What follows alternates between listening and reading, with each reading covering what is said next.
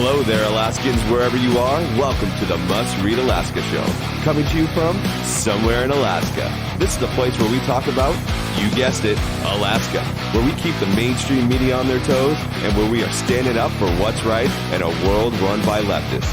You can find out more by heading over to mustreadalaska.com and also checking out the Must Read Alaska YouTube channel for some really great content. But first, let's get this party started.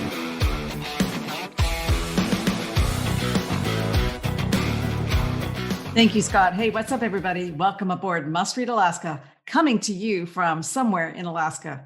Happy New Year, everybody. We have a great show for you today. And before we get started, if you like this podcast, if you love freedom, and if you believe in the Constitution, then why not give us a 5-star review? And if you have time, give a comment in the comment section too. We really do want to hear from you, and we get feedback. It just makes us better. We can take it. So if you really, really like Must Read Alaska, hit the donate button at the mustreadalaska.com website, because we are reader-driven and listener-driven conservative news project about Alaska for Alaskans, and we're keeping the mainstream media on their toes every single day. I'm Suzanne Downing, and you know my co-host, John Quick. He's on the other mic in Nikiski. He keeps us current on all things Kenai. Scott Levesque is our producer in Anchorage, and you can hear Scott on Wednesdays on the Wednesday edition of the Must Read Alaska show, which he's hosting and doing a fabulous job of. Great show last week, Scott, covering the big stories of the year. Now, we've got a lot going on in Alaska. It's minus 9 degrees in Fairbanks and 37 with wet snow and rain in Juneau. And John, it looks like it's perfect weather on the Kenai, about 21 degrees. What is going on the Kenai Peninsula?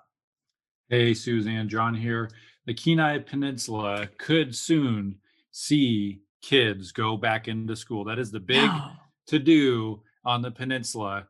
And the school board superintendent, John O'Brien, may have kids start again on this coming Monday. So I think that's the 11th or 12th. You heard it first here, people. But kids going back to school. But here's the thing: is the parents are very skeptical because they've seen schools on the peninsula open, close, mask, no mask, open for half a day, only open for kindergartners, only open for preschoolers.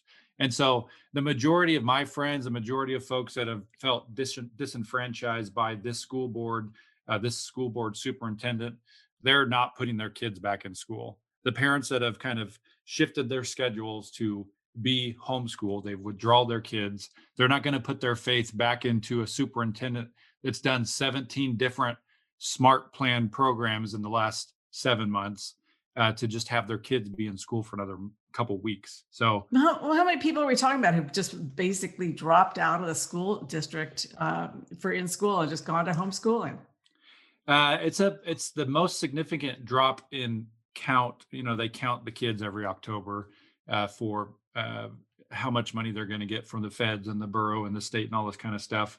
And we've had the biggest significant drop, this season than any other recorded year from when they started counting. I think we dropped 17% total in kids attending any school in the Kenai Peninsula Borough, public school. And I think we'll see those numbers continue to go down. And I also think that we're going to see a big push in the Kenai Peninsula Borough. And if you live in a conservative district like Palmer, Wasilla, or Fairbanks, take a look at what the Kenai Borough is going to do come May and June.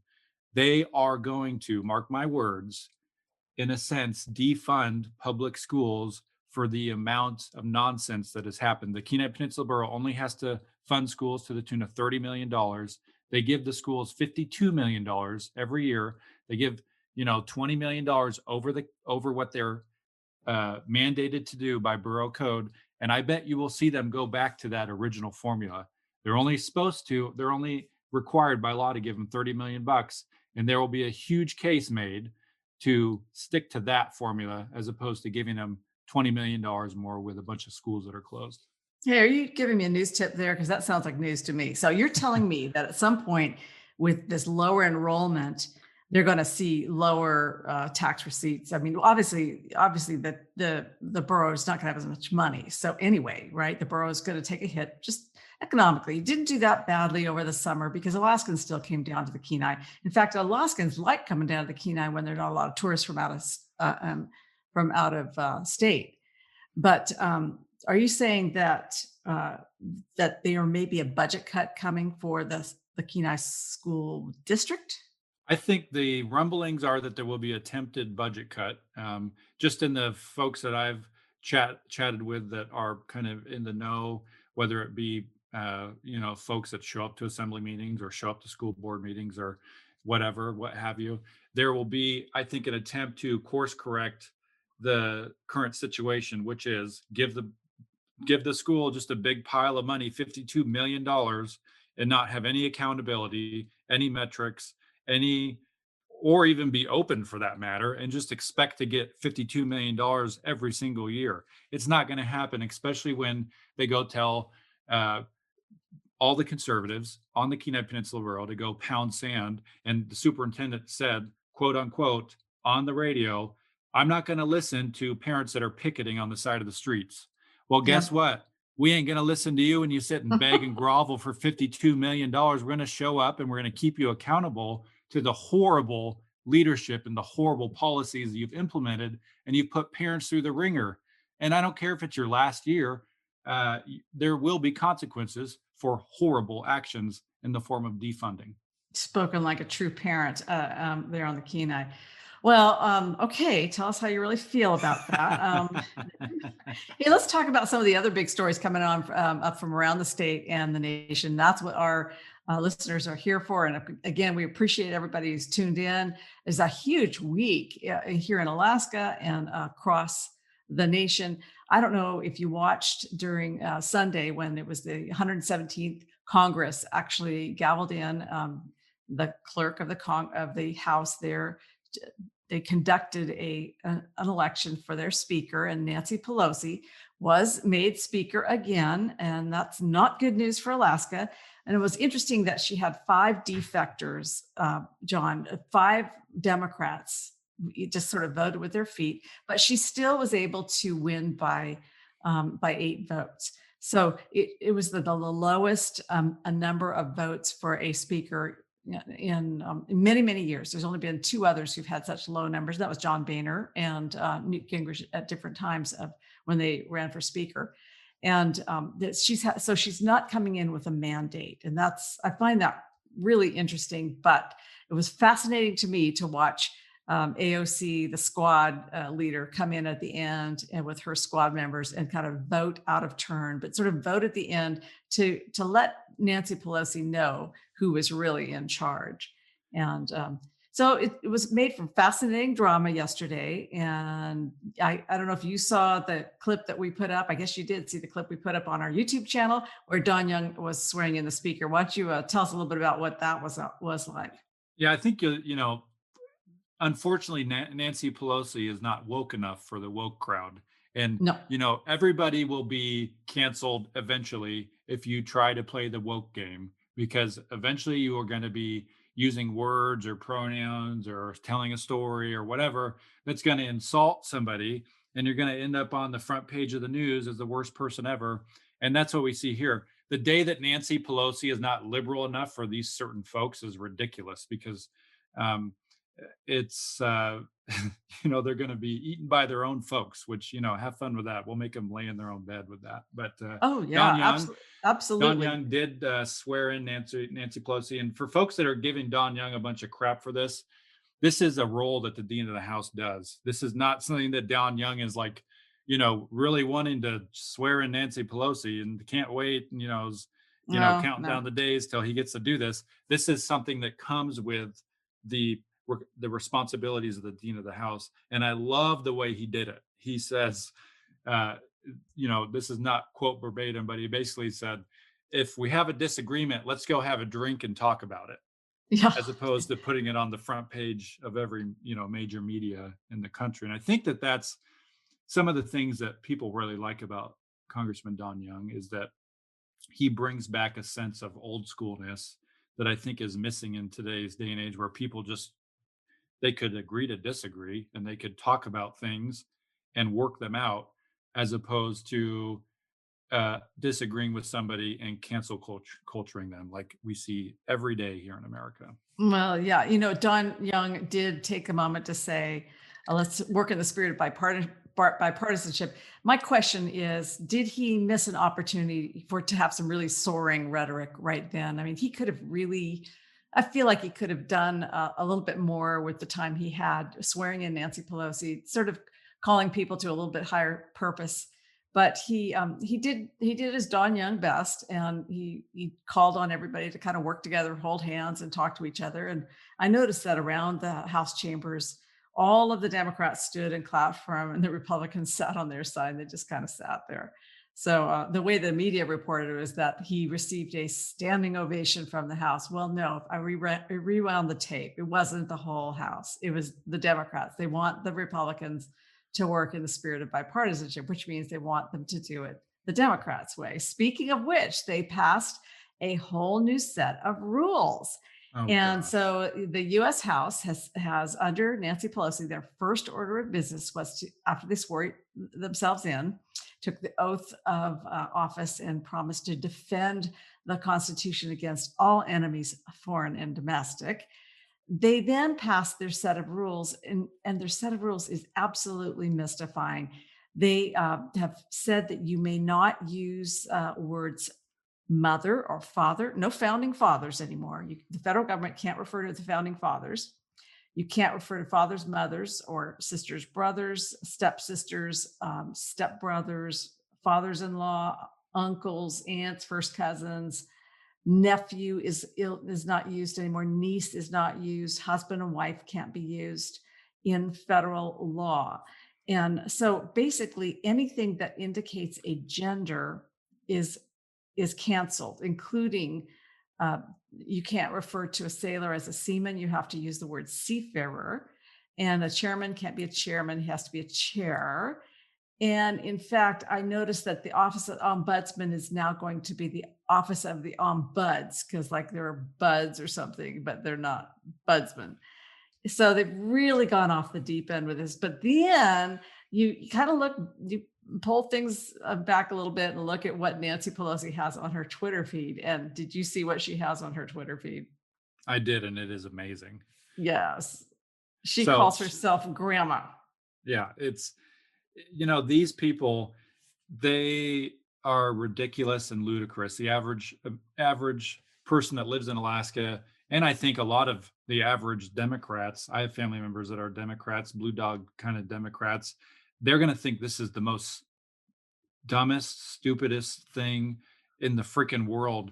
I mean, just think of if they're going to be able to do this, just think of the craziness that they're going to be trying to do. And what they do is they owe all these woke groups, all these woke people, all these, nonprofits that stuck by them, and these special interest groups that were rallying and destroying America before the elections. They owe all these people all these things. And so we will continue to see over the next 6 to 9 months that they're going to have to fulfill some of these promises, this being one of them. This is the most ridiculous thing I've ever heard or seen in my life. The fact that you can't say founding fathers or talk about a father or talk about a grandmother, show respect to your own mother or father on the Senate floor, the House floor, wherever the heck they're going to ban this thing.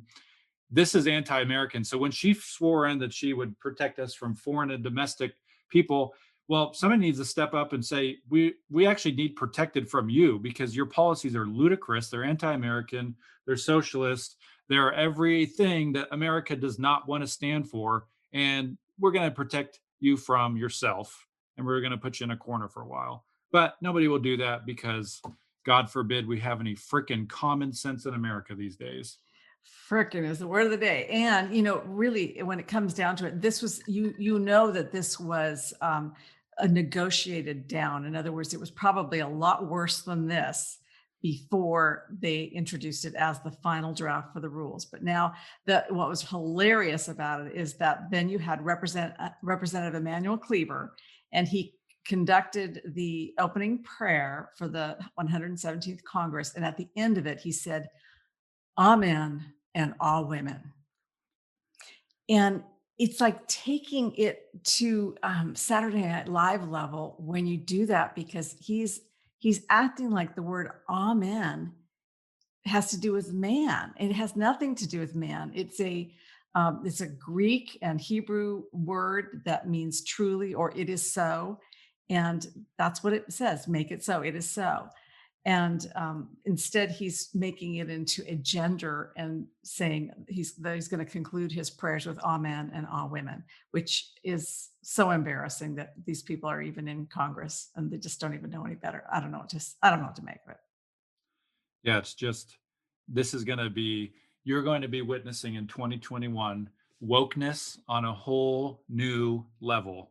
Oh, It yeah. is going to be wokeness on steroids while doing a line of cocaine while hopped up on a freaking sugary apple pie. And they're going to be going freaking nuts with their wokeness.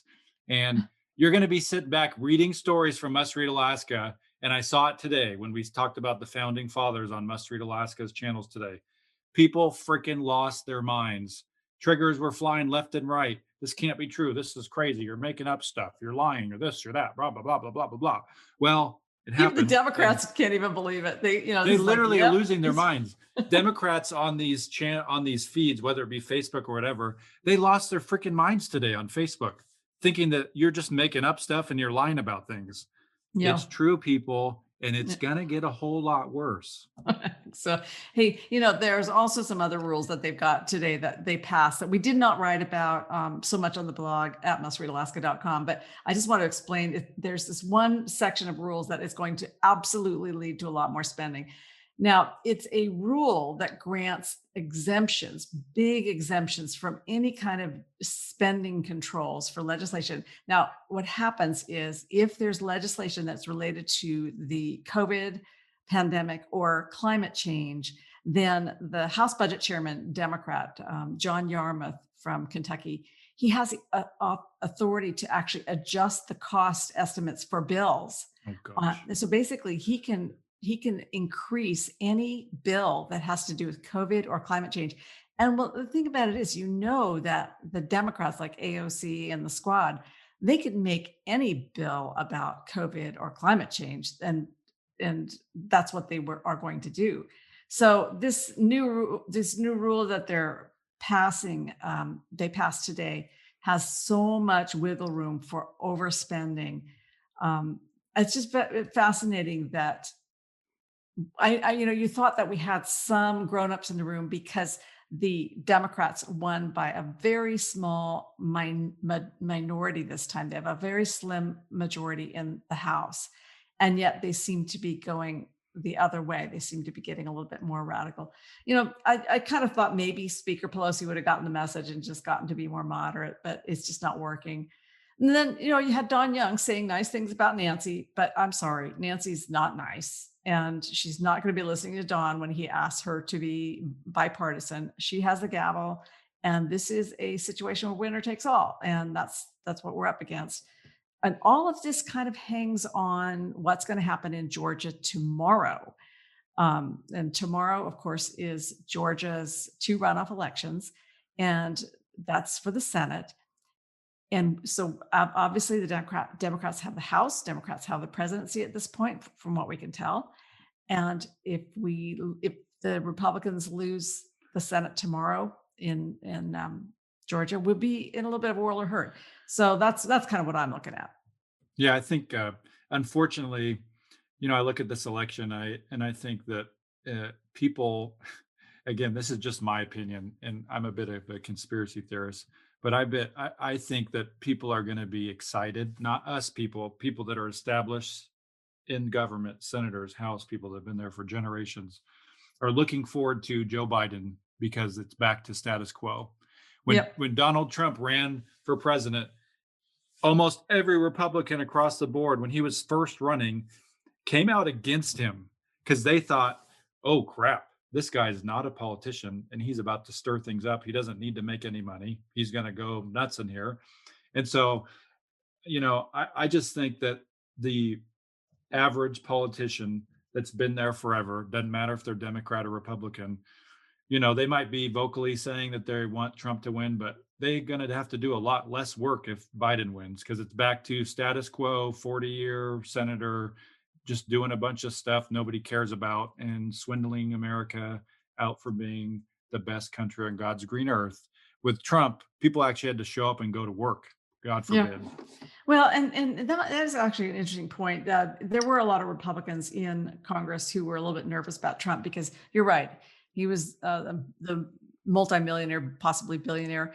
We haven't seen his tax returns, but he didn't need the job. He just really wanted it because he just saw things were so messed up in Washington, and the swamp is really the swamp there. So now we're back to kind of swamp as usual. So we're just kind of we're going to go through some rough times if we don't keep the Senate. We could very well see some rough times for Alaska. As a matter of fact, I very much expect when Biden gets sworn in on later this month, he's probably going to unwind some of the things that we have gained in Alaska, such as ANWR. He may be able to put a stop to our leases and just rewind them. He may be able to put the MPRA back into its container, and that would be so bad for our state because we are a resource state, and right now the environmentalists have prevented us from having coal, mining, forestry. And so all we really have left is, well, we can be a tourist attraction. We can just Yep. be a pretty place where people down south can come and look at. But we'll be a little Appalachia if Biden has his way. So what else caught your eye in today's newsletter? What were you looking at? So I think a big topic over the last couple of days has been a video that surfaced back in February of Dr. Zink, where I think it was February 12th. She was in front of the Health and Human Services Committee, in front of Senator Wilson, I think is the chair. Back then, I don't know if he still is, but Yeah, he is until they reorganize. and Yeah. and she's talking about the COVID. COVID had kind of just been coming out in terms of getting information, and Dunleavy maybe had started to put some things down the pipeline, and Senator Wilson had seen some people at the airport with masks and walking around town with masks, and so Senator Wilson asked Dr. Zink a very blunt question about should people be wearing masks, and it's interesting to me because Dr. Zink and all these other doctors and doctors before them and doctors before them have 100 years of research on what does it look like to wear a mask in a potential situation where there's an airborne virus or a normal virus or a bacteria. And they've had, hundreds of years of research on the effects of this. And all that had no when she answered this question to me, it was not filtered through a political lens because we hadn't really been crazy about mask at this point. It was February. And so she says, when asked about should somebody wear a mask around the airport or somebody that's not sick, she says a mask is a wet, moist environment that's collecting viruses and bacteria. It is not useful to protect you from other people. And no more than a couple months later, all of a sudden, all these hundreds of years of research on what does a mask do in an airborne virus or bacteria or 20 other things that why you'd wear a mask, all that switched. Somehow somebody got some information between that and 2 months later, and now everybody's got to wear a mask. And I don't think science in general changed in the matter of 2 months. All science did not change in 2 months. Something got political. There's some other reason. Well, And yeah. this is all for people to see. It's public information. It's on the alaska.gov website. And this is not a shot at Dr. Zink, personal shot or anything other than what changed. I would love to know what changed. Well, there you have. That's the question of the hour, which is is wearing a mask all day still wearing a moist environment where you're breeding bacteria and viruses and breathing them into your lungs? And is that an unhealthy thing for most people to be doing? Because we know that doctors and nurses and other medical people, when they wear masks, they change them throughout the day. And yet what we see workers such as airline workers. I see a lot of them, and they're wearing the same mask day after day after day. It makes you wonder whether or not that Ann Zink was right when she said it is not a healthy thing to wear a mask for people to be wearing one day after day, because we're not wearing them in the way that medical people wear them. So that's kind of fascinating. It's just interesting to see how quickly masks got politicized and are still being politicized today. Yeah, What else? the thing I would encourage folks in the state of Alaska that are elected officials. I know that the legislation council or whatever the people that come up with the rules are called, they have some specific committee. They came up with the rules that said, legislative? Yeah. Right. they came up with the rules that said, if you're going to be in the chamber, you got to wear a mask. And if you're not going to wear a mask, you're going to be escorted out by the sergeant of arms. Yeah. And that's the kind of stuff where you're literally going to, quasi arrest somebody if, my Representative Ben Carper, is not wearing a mask inside the chambers. Where did we go from Dr. Zink saying, don't wear a mask, it's a cesspool of bacteria, to you're going to get a freaking arrested if you don't wear a mask in the chamber and you're a representative? Something happened there. Speaking of which, when they get to Juneau, they are going to they're going to go into the chambers, and there's going to be a plexiglass little bubble around each one of them. So there's a screen, plexiglass screen against around each one of them, and then the gallery where people usually sit, there's going to be a huge wall there, and it's plexiglass or Lexar. It's some sort of a big plastic panel. And so the public is going to now be behind a glass panel or plexiglass panel. And this is going to be really interesting for the visuals on the camera for Gavel, Alaska. When you're watching the legislature, you will see people who are sitting in the back of the chamber. Let's see, whoever's sitting in the assigned to a seat in the far back. You'll be looking at them through about 15 panels of plexiglass from all different angles, because they'll all be on a curve. And you won't be able to see people in the chambers anymore. There'll be so many reflective, it'll be like looking at it through a prism. It's going to be really awkward for the visuals, for people trying to watch what's going on. And then my feeling about it is once those barriers go up, they will never come down. So the barrier between the legislature itself and the legislators themselves and the public sitting in the gallery, once you put those plastic barriers up, they're never coming down. That's it. Yep. And, once they start making bad decisions, they just seem to never stop making bad decisions. You wonder when people will be able to not be wearing masks. For instance, we do know that there are at least 8 members of the legislature, so legislators, and these are all Republicans that I know of, who have had COVID. I don't know if the Democrats have had COVID or not. I haven't heard. I think they're a little bit more shame-based about it. The Republicans don't care. They just say, yeah, had it, done with it. I have it right now. It's awesome. Maybe not that. And but we're not hearing from the Democrats who had it. But we know that there are 8 who have had it, and they should be able to walk into that Capitol building and just go about their business. But that's not the way it's going to be. And you wonder how long it will be before things go back to normal, or if they ever will. What else are you looking at? That's so. There's I think that there's an opportunity for our lieutenant governor to at least show that he's looking into some of this election stuff. There was a letter that you had wrote about that some Republicans had issued about our, the state of affairs and the integrity of our elections. And I think that even at the local level, for the state level, I really think that the average conservative that I run into at Walmart or at the hardware store or whatever, has zero to little faith in our election system. One, because huge amounts of data got stolen from our election system.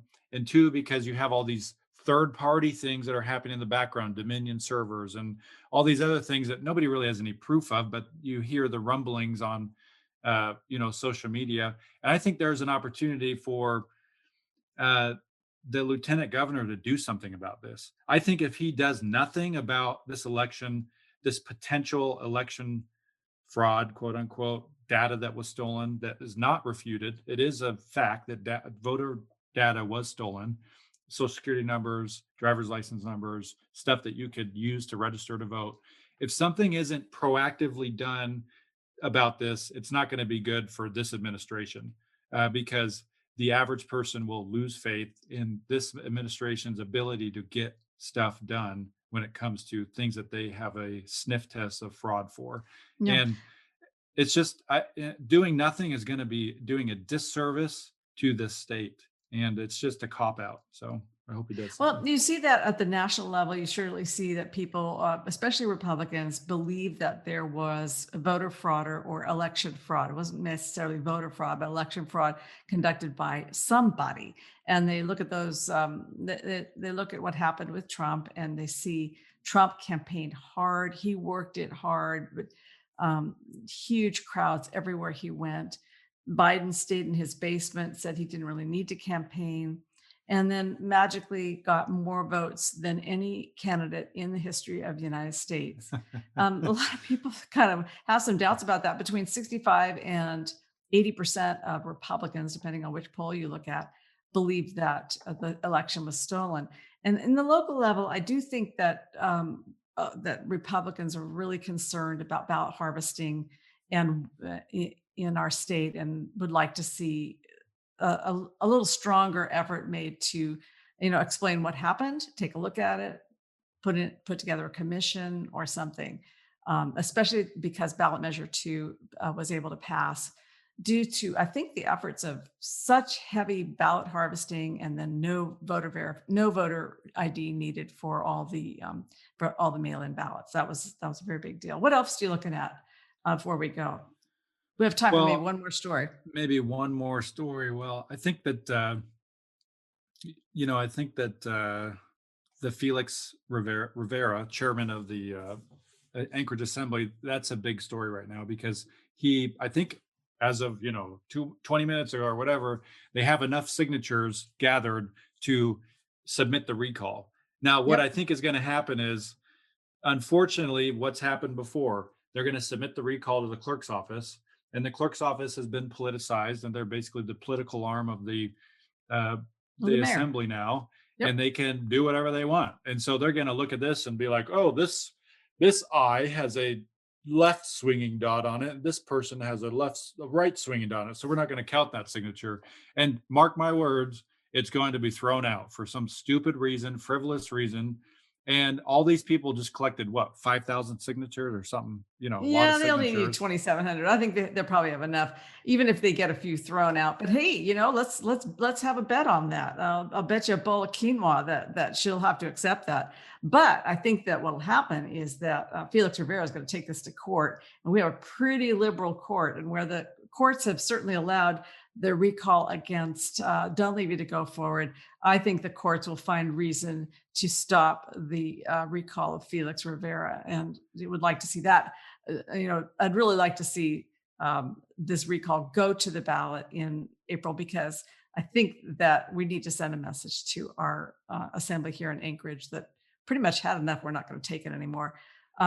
They did a great job collecting signatures yesterday at the Golden Lion Hotel there on 36th and New Seward Highway. They had like 300 cars drive through and sign. And then today they were at Kreiner's Diner, another real hot location, and people were able to go and sign the recall petition and grab a bite to eat. And then I believe they're turning those signatures into the clerk tonight. And so that'll be really interesting. And we'll get a report up on Must Read Alaska tomorrow, which will be Tuesday. And so for readers, just check back tomorrow, because we're going to have a lot more news about that, plus things going on in Washington, D.C. with the president. Obviously, Georgia is such a huge issue tomorrow. We'll be reporting on that as well. And John, before we go, we need to remind our listeners about a couple things.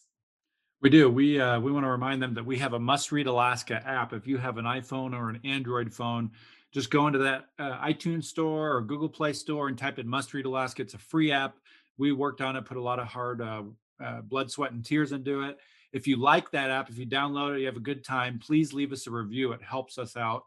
We do have a podcast, a Must Read Alaska show you're listening to right now. And you can download that on iTunes, Spotify, Google Play, Amazon, you name it, where it can be found. If you think you can find a podcast, we're probably there. And, we're on MeWe, we're on Parler. And we're also on YouTube with our podcast now too, right? We're posting it up on YouTube. And John's got the podcast that he anchors all by himself on Wednesday, so people can catch it twice a week. Yep, Scott's got the Wednesday podcast. He's on there solo. Sometimes he has some guests, but it's very spicy. So tune in and listen to Scott. He'll keep your days going, and he'll put a smile on your face with his take on what's happening in Alaska. So very good. Well, thank you, John Quick, and thank you, Scott Levesque. I love working with you guys. If you're a supporter of Must Read Alaska out there, thank you so much for listening. And your support's really making this possible for us to stand up for what's right in Alaska, report the conservative side of the news. Don't forget about the donate button there on the right side. And that allows us to stay strong, thoughtful, independent, all the good things against the blue wave of the liberal media out there, the activist media. Until next week, we're signing off from somewhere in Alaska. See you Wednesday, right here on the Must Read Alaska Show.